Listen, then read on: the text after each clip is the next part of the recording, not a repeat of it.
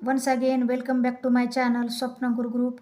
चला तर पहा, आपण काय बघणार आहे. लेसन नंबर 10 परिमिती व क्षेत्रफळ पार्ट टू. आता पहिल्या ह्याच्यामध्ये आपण काय केलेलं आहे हे पहा. पार्ट 1 मध्ये आपण काय केले, स्वाध्याय 10.1 मधले हे दोन प्रॉब्लेम आपण सॉल्व केले होते. तर चला आता पार्ट 2 मध्ये काय करणार आहेत आपण,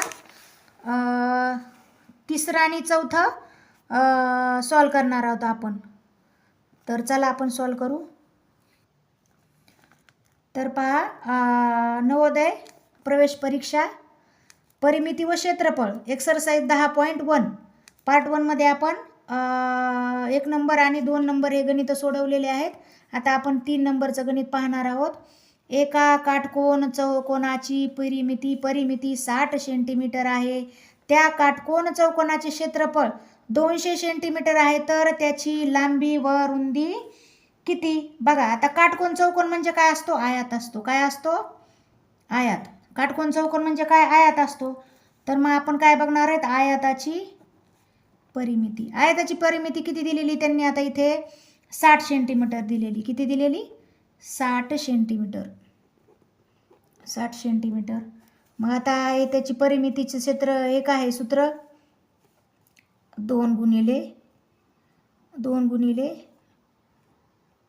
L अधिक B, लांबी अधिक रुंदी. तर पहा, आता इकडे काय करणार आहेत आपण, आयताचे क्षेत्रफळ किती दिलेले आहे आपल्याला? आयताचे क्षेत्रफळ बरोबर 200 सेंटीमीटर दिलेले. आता त्यांनी काय सांगितलेलं आहे, तर त्याची लांबी व रुंदी सेंटीमीटरमध्ये काढायची आपल्याला. सेंटीमीटरमध्ये काढायची. म्हणून आयताच्या क्षेत्रफळाचे सूत्र काय आहे? लांबी अधिक रुंदी. म्हणून पहा, आता तुम्हाला ऑप्शनमध्ये दिसला असेल इथे 11 आणि 20 किती 11 आणि 19 किती होते? 20 होते का? नाही. इथं काय व्हायला पाहिजे आपल्याला? 30 व्हायला पाहिजेत.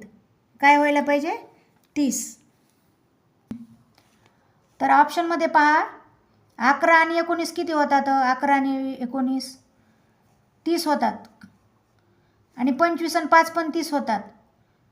पण पहा, यांचा गुणाकार 200 येतोय का? 200 येत नाही यांचा. पण ऑप्शन डी मध्ये काय होते पहा, 20 गुणिले 10 बरोबर 200. आणि आपलं सूत्र काय आहे मग?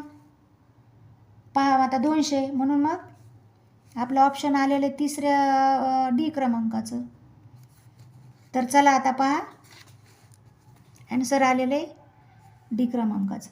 तर आता बघा चौथं आपण काय करणार आहे. चौथं हे तिसरं होतं.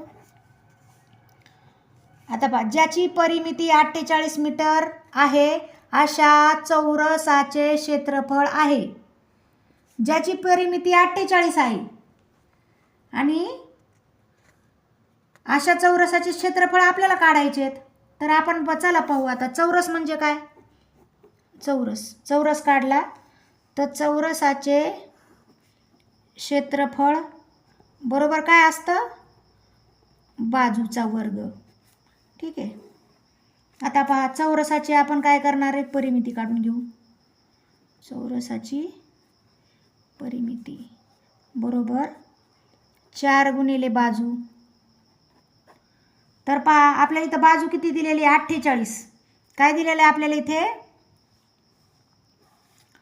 ज्याची परिमिती 48 आहे. म्हणून पहा, 48 बरोबर 4 गुणिले बाजू. पहा आता मग काय इकडं गुणाकाराचं होतं, म्हणून आता काय होणार आहे, ह्याचा काय होणार आहे? भागाकार होणार आहे. म्हणून 48 भागिले 4. 4 1 4, 4 1 4, 4 2 8.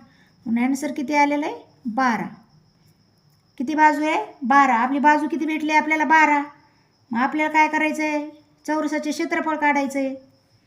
म्हणून आता काय करणार आहेत आपण, मग आपल्याला एक बाजू भेटली, चौरसाचे क्षेत्रफळ काढायचे आहेत. म्हणून आपली बाजूचा वर्ग आहे. आपली बाजू भेटली आपल्याला 12.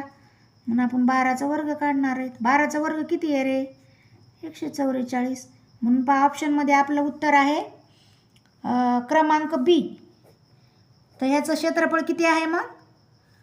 बघा, ऑप्शन क्रमांक बी 144. तर आपला ॲन्सर आलेला आहे 144. Thank you for watching this video, and do you want to watch more video? So like, subscribe and comment, also share. Thank you.